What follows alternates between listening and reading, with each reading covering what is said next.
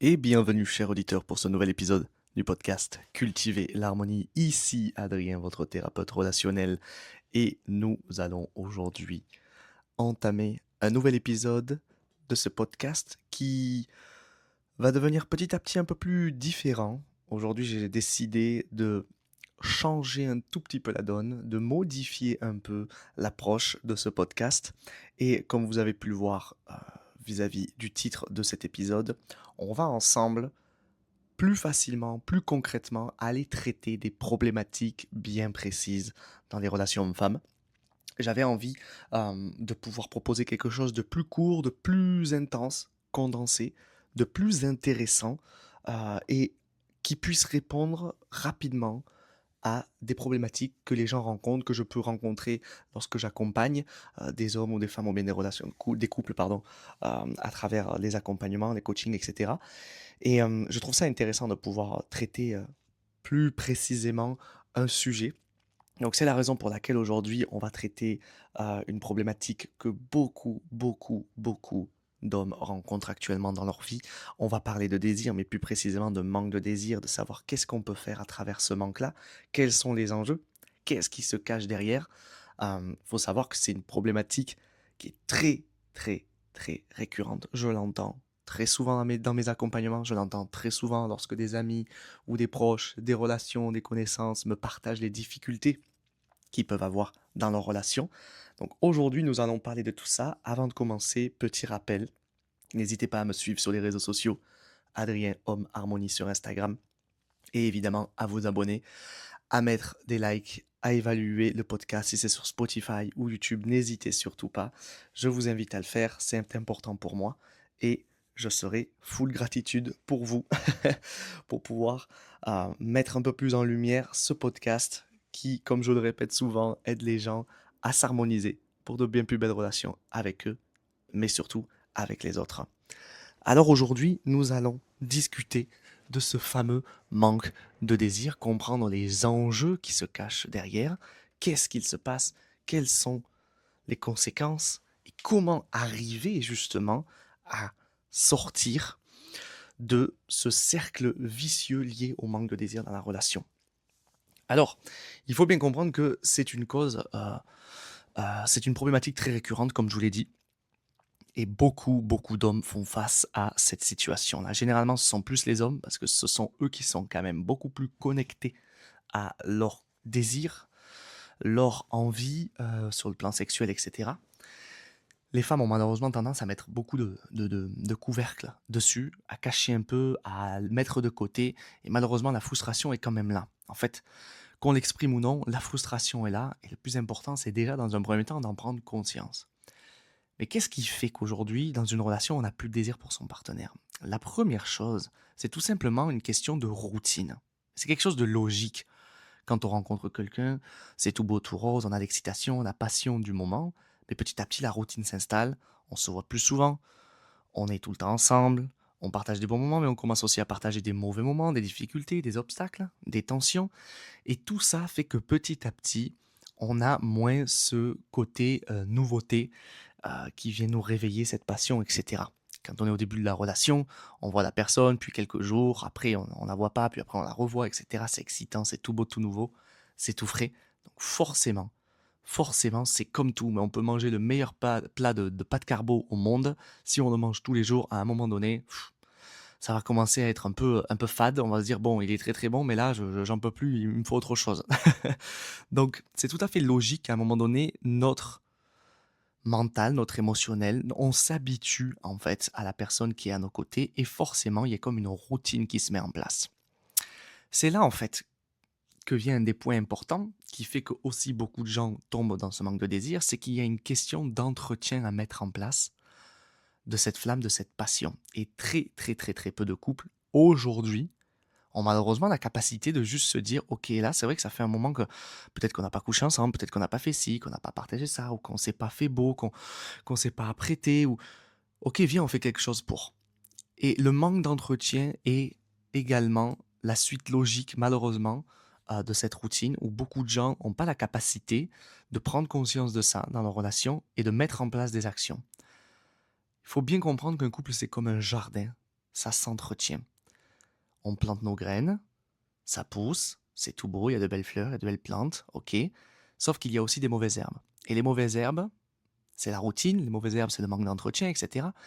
Eh bien, il faut les déraciner, il faut les enlever. Parce que moins on entretient notre jardin qui représente notre couple, plus petit à petit celui-ci va être délaissé, plus il va y avoir de mauvaises herbes, moins il va être plaisant de s'en occuper et surtout d'apprécier ce jardin. Et qu'est-ce qui se passe? Eh bien, bien souvent, malheureusement, beaucoup de gens regardent chez le voisin si l'herbe n'est pas plus verte ailleurs.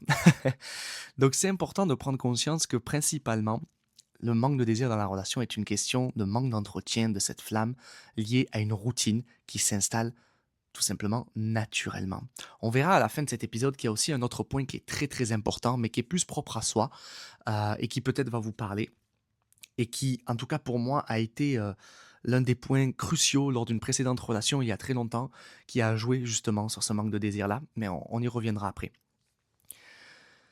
Donc déjà, ce qui est important de faire, comme je l'ai dit juste avant, c'est de prendre conscience qu'il y a ce manque de désir. Et de se demander, mais qu'est-ce que je décide d'en faire? Il y a une responsabilité si vous en avez conscience. Si vous êtes l'un des deux, vous êtes celui dans la relation qui a conscience qu'il y a un manque de désir, il y a un manque d'approfondissement, un manque d'épanouissement sur le plan sexuel, sur le plan intime, etc., sur ce plan passionnel de la flamme de séduction, il est de votre devoir d'en informer l'autre, de partager à l'autre, de lui demander si l'autre aussi ressent ça. Un grand pouvoir implique de grandes responsabilités.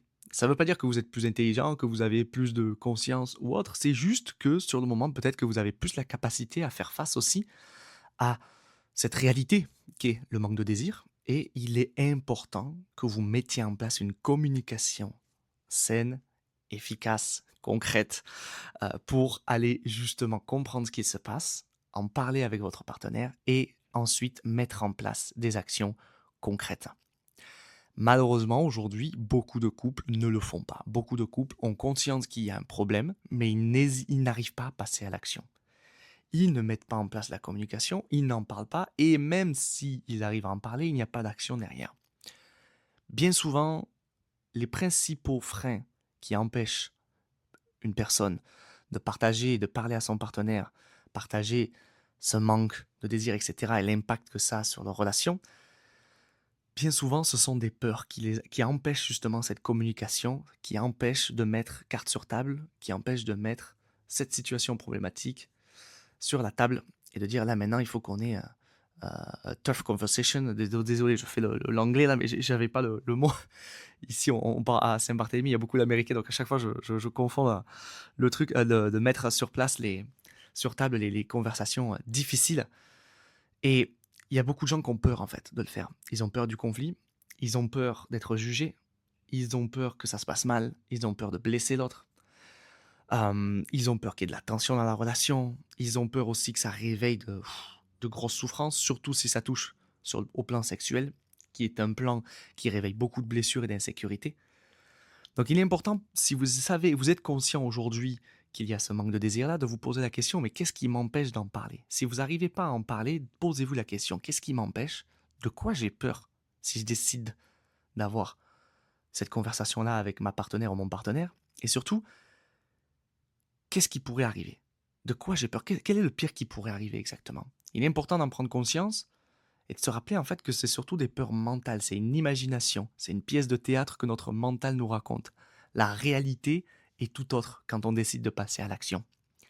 Et lorsque vous arriverez justement à avoir cette communication, vous avez déjà fait un premier step, mais ce n'est pas le plus important. Le deuxième et le plus important, l'action concrète pour raviver la flamme, le désir. C'est ça qui va absolument tout faire. Rien ne change si rien ne change. Si vous ne passez pas à l'action, vous n'aurez aucun changement. Si vous ne pratiquez pas, vous n'aurez aucun changement. Vous voulez que votre corps s'améliore, vous voulez avoir un meilleur physique, avoir une meilleure forme, il va falloir faire petit à petit du sport de plus en plus, ancrer l'habitude en vous, garder une routine sur le sport, une régularité, et c'est ça qui va vous donner des résultats. Si vous ne faites rien, vous n'aurez pas de résultat. Si vous ne faites qu'y penser, vous n'aurez pas de résultat et vous aurez encore plus de frustration. Si vous faites beaucoup pendant une semaine et qu'au final après vous arrêtez pendant 3 mois, vous n'aurez pas de résultat non plus. Il est important de comprendre que ce sont des petites actions concrètes qui font toute la différence. C'est pas des grosses actions qui changent tout. Donc, quelles actions concrètes vous pouvez mettre en place pour raviver la flamme, le désir? Est-ce que ce serait de tout simplement partager sur le plan intime, communiquer? Qu'est-ce que tu aimes? Qu'est-ce que tu aimerais? Ah oui, j'ai aimé la dernière fois quand tu as fait ça ici, etc. Ce genre de conversation, c'est déjà un très très bon point de départ. Est-ce que ce serait de tout simplement s'organiser des sorties un peu plus romantiques, d'aller au resto, de bien s'apprêter, de se faire des surprises, de s'organiser du temps ensemble, de faire une nouvelle activité ensemble? Raviver la flamme, ça passe déjà par le fait de raviver ce côté séduction, ce côté désir, tentation, passion, mais ça passe aussi par une meilleure connexion, une meilleure intimité. Si vous passez de très bons moments où vous rigolez avec votre partenaire, vous partagez, tout simplement vous kiffez en fait, ben, forcément ça va vous aider à raviver ce désir et raviver cette flamme. Parce que quand on se sent bien avec l'autre, on a beaucoup plus de facilité à s'ouvrir également. Donc il y a un juste milieu à trouver entre ces activités pour raviver la flamme, cette passion, cette tentation, un peu plus sur le plan sexuel, du désir, etc. En s'apprêtant, peut-être en s'entretenant un peu plus, en organisant une soirée romantique, une soirée un peu plus caliente, si vous voyez ce que je veux dire, ce genre de choses. Et également trouver un moyen de partager ensemble des activités, peut-être activités sportives, peut-être tout simplement aller au cinéma, peut-être aller faire un escape game ensemble, peut-être aller faire de la danse. Généralement, vous voyez, sur toutes les activités que je viens de citer là, le cinéma, c'est quelque chose de plutôt banal. C'est bien, mais c'est banal. Il faut faire des activités où on vit de l'émotion, en fait, avec la partenaire, notre partenaire. C'est ces activités-là qui vont créer le lien. Une activité où on fait un escape game, par exemple, moi j'adore ça. C'est quelque chose qui nous fait vivre beaucoup d'émotions, où il y a de la tension, il y a du stress, on rigole, etc. En fait, il faut partager de l'émotionnel pour créer de la communication, créer de la connexion, créer un lien qui va raviver, entre guillemets, cette flamme et ce désir. Donc je vous invite à vous poser la question, quelle action concrète vous pouvez mettre en place aujourd'hui, vous pensez, une action qui peut faire du bien à votre relation, et également, ben, il suffit de demander aussi avec votre partenaire, il suffit d'en discuter, il suffit d'en parler pour faire un peu le point là-dessus et savoir qu'est-ce qui vous ferait vraiment plaisir.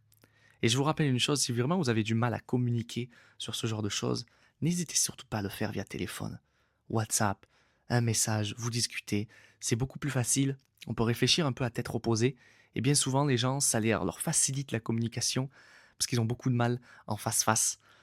Ils ont beaucoup de peur, la peur du jugement, la peur d'être rejeté, d'être jugé, de s'emporter, que ça parte en conflit. Je l'ai toujours dit, le téléphone pour ça, c'est fabuleux. Si vous avez vraiment du mal à communiquer, un message, ça change absolument tout. Le dernier point sur lequel je voulais revenir, et c'est celui dont je vous ai parlé au tout début du podcast, il faut bien comprendre aussi une chose, c'est que un manque de plaisir à deux dégage également aussi souvent un manque de plaisir tout seul.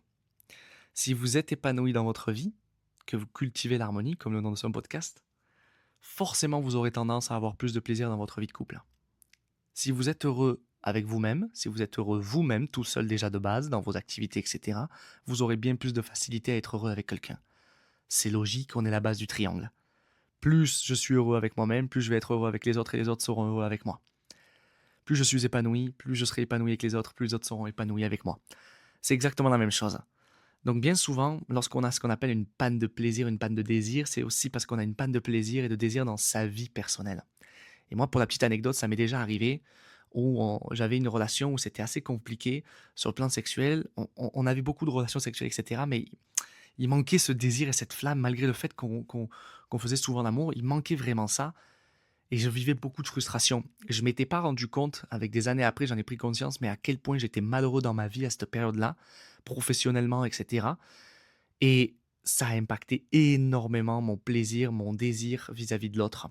En fait, je cherchais chez l'autre ce désir, ce plaisir, cette flamme à l'intérieur de moi que je n'avais plus personnellement. Et je mettais tout sur les épaules de l'autre. Et en fait, forcément, ça créait beaucoup de tension et ça créait beaucoup de frustration.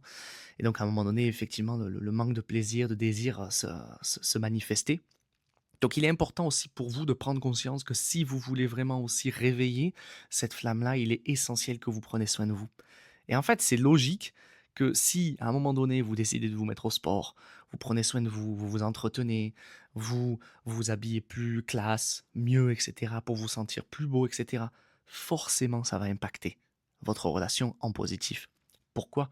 Parce que tout simplement vous allez cultiver cette passion en vous, pour vous. Vous allez cultiver cette flamme pour vous, vous allez cultiver ce désir, ce côté, comment dire, bien-être, beau, estime de soi, etc., qui va forcément derrière impacter positivement votre relation, qui va l'influencer.